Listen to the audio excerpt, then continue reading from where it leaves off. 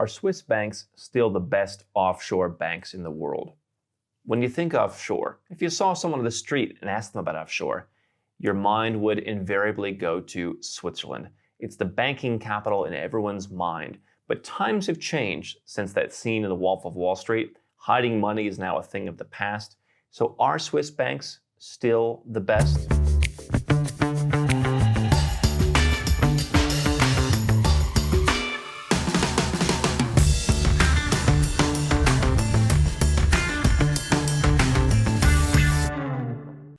Hi, I'm Andrew Henderson, and I'm going to answer the question, are Swiss banks still the best, from the perspective that I'm familiar with, which is working with 6- and 7-figure entrepreneurs, people who are a little bit younger, people who are a bit more modern, and perhaps even a bit more transactional. So before I do that, let's be very clear. The era of hiding money in Switzerland is over, both from the perspective of the Swiss government letting you do that, and also from the perspective of your home country letting you do that. In the 21st century, bank secrecy no longer really exists. What we're looking for when banking offshore now is the idea of diversification, stability, asset protection, holding other currencies, having access to other investments. There are a lot of benefits to offshore banking, but secrecy and squirreling money away in a secret numbered account is no longer one of them.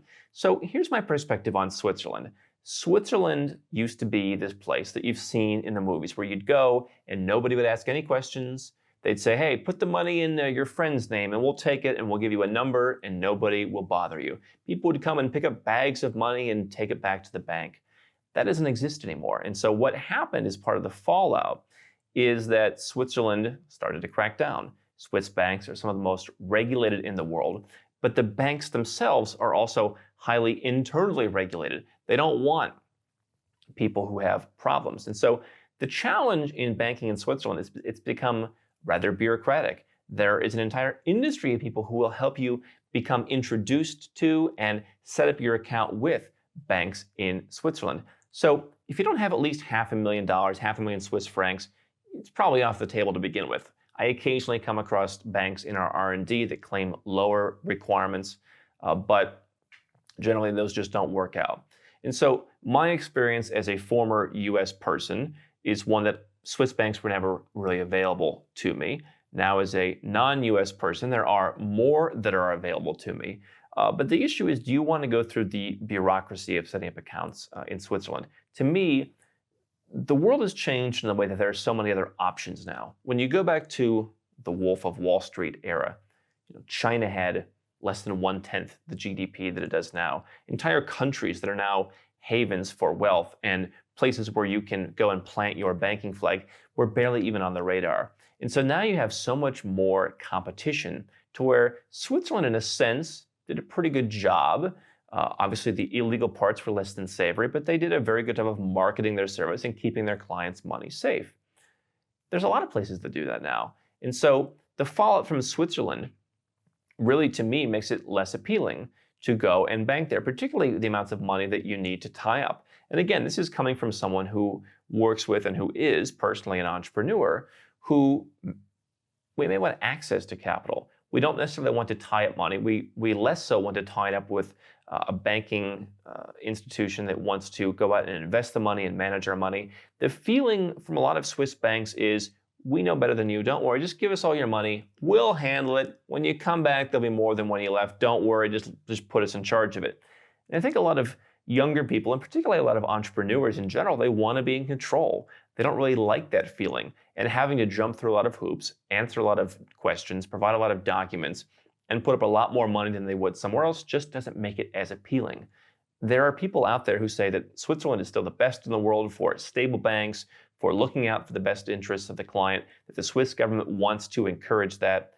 And while I believe that Switzerland is still a great place, I just don't believe that that's true. There's good, there's better, and there's best. And in today's competitive world, you have places like Singapore, you have, to a lesser extent, Hong Kong, you have the UAE, you have Panama, you have so many different countries. You have other European Union countries that have become mini wealth hubs, from Malta to Cyprus to Latvia to, in some cases, the UK. Some of these have become more difficult to deal with. They've gone along the kind of the Switzerland route. But what these countries do often have is more transactional banking approaches. They have lower minimums. They have easier access to getting credit cards and being able to spend money and take money out, move money around, buy investments in real estate, other stuff that the bank isn't actually managing. What people want today has greatly changed from what people want 30 or 40 years ago. And when I just went to OCBC Bank here in Singapore the other day, they have a big display that talks about how the Wealthy Act has changed over the last generation. It used to be you wanted to join a country club.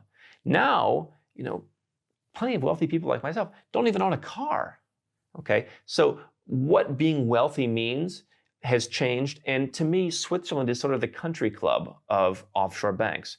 If you like being heavy in cash, if $500,000 to $1 million is irrelevant to you and you just want to park it in a stable banking jurisdiction, I'm totally cool with that. And I'm not saying that one day I wouldn't want to go and do that. But for me, what I prefer is flexibility and vast diversification in banking.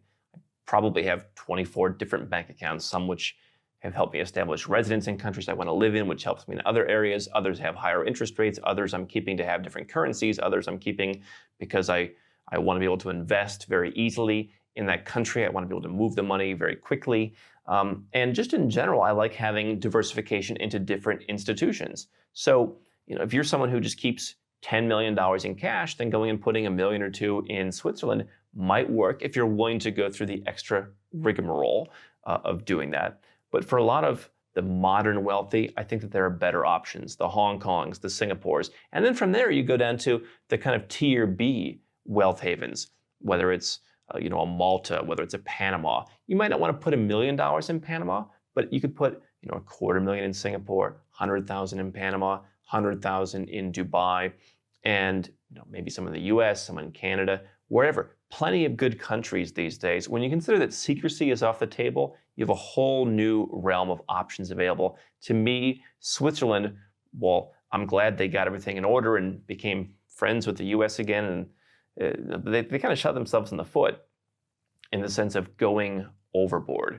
I'm all for legality, but I think Switzerland has become a bit bureaucratic for its own good, and there are so many other options available.